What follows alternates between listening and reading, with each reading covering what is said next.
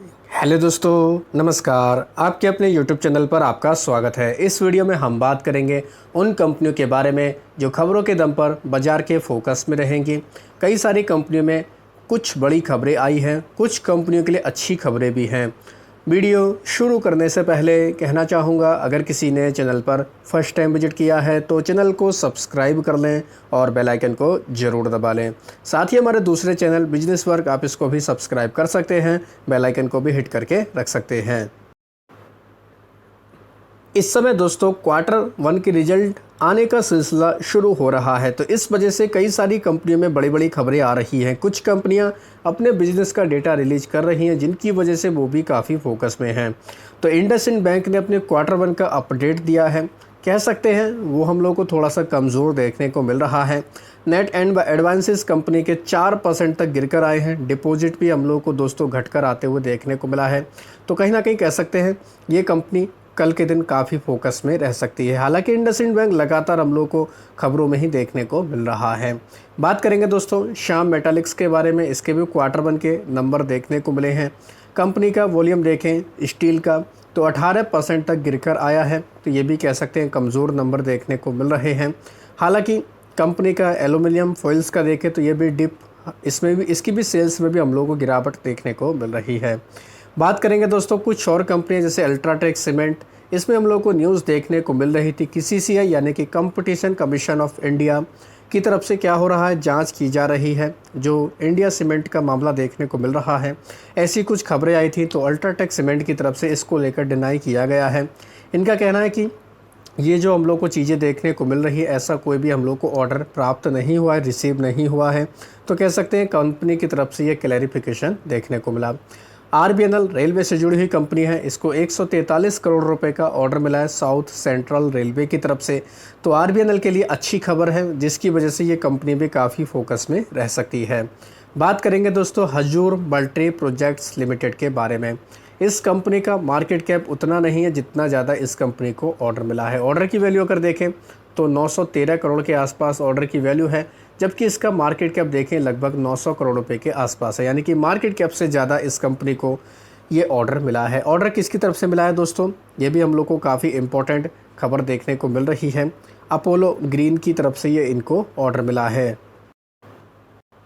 तो आप लोग देख सकते हैं, खबर पढ़ सकते हैं, 913 करोड़ का ऑर्डर मिला इनको, जबकि इनका 866 करोड़ रुपए के आसपास का मार्केट कैप है। अपोलो ग्रीन एनर्जी लिमिटेड, जिसका पहले नाम अपोलो इंटरनेशनल देखने को मिलता था, 200 मेगावाट का ग्रिड कनेक्टेड सोलर प्रोजेक्ट इनको स्थापित करना है गुजरात के अंदर। इस वजह से ये कंपनी भी कहीं ना कहीं कह सकते हैं फोकस में देखने को मिल सकती है। तो आप इस कंपनी के ऊपर चाहें तो नज़र रख सकते हैं।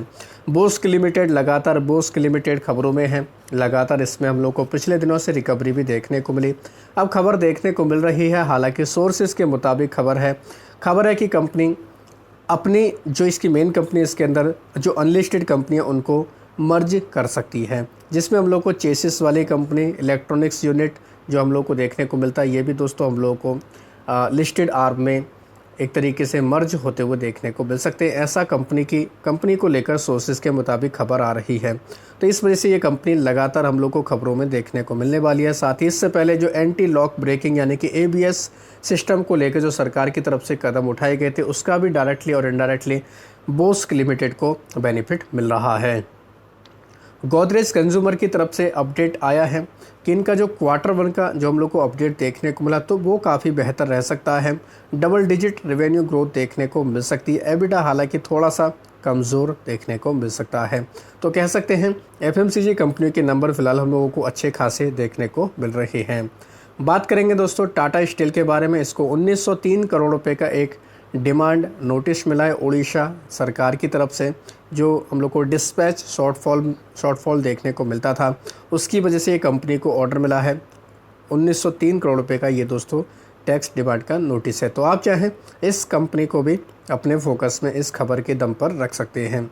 सेनको गोल्ड की बात करेंगे। इस कंपनी ने बिजनेस का डेटा रिलीज़ किया, काफ़ी दमदार नंबर देखने को मिले हैं।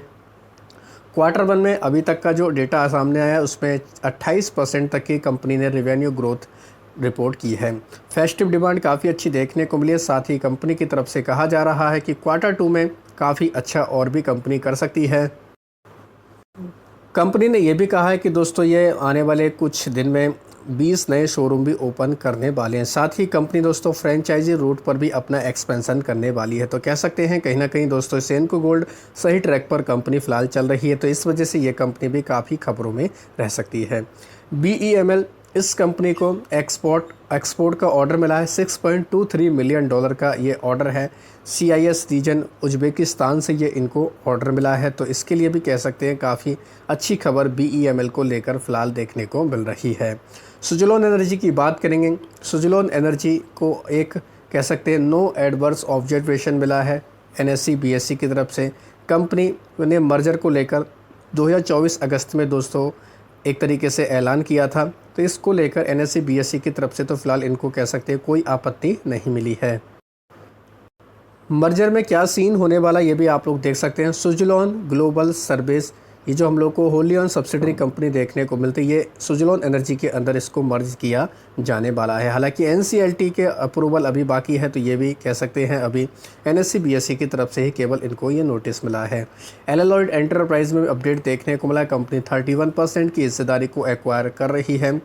जियोमी सोर सर्विस के अंदर 140 करोड़ रुपए में ये हम लोग को डील देखने को मिलने वाली है। बात करेंगे दोस्तों सीगल इंडिया के बारे में। इनको 19 करोड़ रुपए के आसपास का आर्बिट्रेशन अवार्ड मिला है, जो हिमाचल प्रदेश PWD के खिलाफ देखने को मिला है। तो कह सकते हैं ये भी हम लोगों को इम्पोर्टेंट अपडेट देखने को मिल रहा है। डिफेंस कंपनियों की बात करेंगे, जैसे Mazagon dock shipbuilder, BDL, BEL, Cochin shipyard समेत सभी कंपनियां वैसे भी खबरों में, क्योंकि 1.05 लाख करोड़ रुपए का सरकार की तरफ से जो 10 कैपिटल एक्विजिशन के प्रपोजल को मंजूरी दी गई। वैसे तो डिफेंस कंपनियां काफ़ी खबरों में, अभी और भी खबरों में देखने को मिल जाएंगी। कोचिन शिपयार्ड खास तौर पर अभी और भी ज़्यादा हम लोग को फोकस में देखने को मिल सकते हैं, क्योंकि कोचिन शिपयार्ड ने साइन किया MOU HD Korea ship building company के साथ में। ये लॉन्ग टर्म मैरीटाइम कोलैबोरेशन देखने को मिला है, तो इस वजह से कोचिन शिपयार्ड ये कंपनी भी काफ़ी खबरों में देखने को मिलने वाली है। इनके अलावा बात करेंगे दोस्तों सिग्निटी टेक्नोलॉजी, इसी के साथ साथ कोफोर्ज लिमिटेड के बारे में। दोनों कंपनियों का मर्जर हो रहा है दोस्तों, तो इसको लेकर कंपनी की तरफ से लेटर सामने आते हुए देखने को मिला है। जो अब हम लोग को दोस्तों रेशो देखने को मिलेगा, जो कंपनी की तरफ से ऐलान किया गया है, तो आप लोग देख सकते हैं 1:1 का ऐलान देखने को मिला है। यानी कि ₹2 के फेस वैल्यू वाला जो ट्रांसफ्री कंपनी है, यानी ट्रांसफ्री कंपनी मतलब कोफोर्ज हम लोग बोल सकते हैं, और ₹10 की फेस वैल्यू वाला एक इक्विटी मिलेगी सिग्निटी टेक्नोलॉजी की। तो ये कंपनी की तरफ से अप्रूवल दिया गया, तो 1:1 का रेशो देखने को मिलेगा। तो आप लोग चाहें तो कोफोर्ज और सिग्निटी टेक्नोलॉजी इन कंपनियों को फोकस में रख सकते हैं। अभी एक इम्पॉर्टेंट चीज़ ये है, इसका अगर भाव देखें तो ₹1900 के पार है, जबकि माफ़ी चाहेंगे दोस्तों ₹1800 के पार भाव हम लोग को सिग्निटी टेक्नोलॉजी का देखने को मिला, जबकि कोफोर्ज का ₹1900 के आसपास देखने को मिलता। तो यानी कि अंतर है, ये अंतर हम लोग को पूरा होते हुए भी देखने को मिल जाएगा। यानी कि ये मिसमैच जो नंबर हो रहा है, तो कहीं ना कहीं ये कंपनी अभी और भी फोकस में देखने को मिल जाएंगी। Idea force technology drone sector से जुड़ी हुई कंपनी है। इस कंपनी की तरफ से थोड़ा सा अपडेट दिया गया है कि कंपनी को 20% एबिडा मार्जिन का FY26 में ग्रोथ का एक्सपेक्ट देखने को मिल रहा है। साथ ही रेवेन्यू भी हम लोग को स्केल अप देखने को मिल सकता है, क्योंकि बीच में इस कंपनी को कुछ ऑर्डर भी मिले थे। ऑपरेशन सिंदूर के बाद से ये कंपनी लगातार फोकस में है।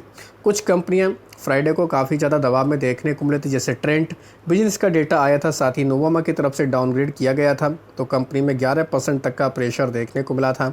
तो चाहे तो कल के दिन भी इस कंपनी को फोकस में रख सकते हैं। क्या ये गिरावट कंटिन्यू रहती है या फिर इसमें हमें रिकवरी के संकेत देखने को मिल सकते हैं। साथ ही दोस्तों जो हम लोग को सेबी की तरफ से एक्शन देखने को मिला था जाने स्ट्रीट को लेकर, तो Nuvama, angel one, BSE, CDSL market infra वाली कंपनियों में काफ़ी दबाव देखने को मिला था, तो इनके ऊपर भी नज़र रख सकते हैं, क्योंकि सेबी लगातार सख्ती बरत रहा है और अभी कहीं ना कहीं कह सकते हैं ये कंपनियां और भी खबरों में देखने को मिलने वाली हैं। अडानी ग्रुप की बात करेंगे। अडानी ग्रुप में कुछ अपडेट देखने को मिले हैं। अडानी ग्रुप एंटर कर रहा है पेट्रोकेमिकल्स के बिजनेस में। रिलायंस को लेकर कह सकते हैं कहीं ना कहीं दोस्तों टफ कंपटीशन देखने को मिलने वाला है। दूसरी खबर यह भी है कि अडानी दोस्तों क्या कर रहे हैं, PVC प्लांट पे गुजरात के मुंद्रा में लगा रहे हैं, जो 2028 से शुरू होते हुए देखने को मिल सकता है। तो इन खबरों की वजह से आप चाहे तो अडानी एंटरप्राइज इस कंपनी को फोकस में रख सकते हैं। ये कंपनियाँ काफ़ी फोकस में देखने को मिल जाएंगी। इनके अलावा कुछ कंपनियां ऐसी हैं जो ASM की वजह से ही फोकस में देखने को मिल जाएंगी, जैसे इको होटल रिसोर्ट, साथ ही Transwarranty finance long term की लिस्ट में इनको डाला गया। कुछ कंपनियों को राहत दी गई, जैसे Bharat global developer, lotus chocolate और स्काई गोल्ड, इनको एक एक स्टेज राहत दी गई है।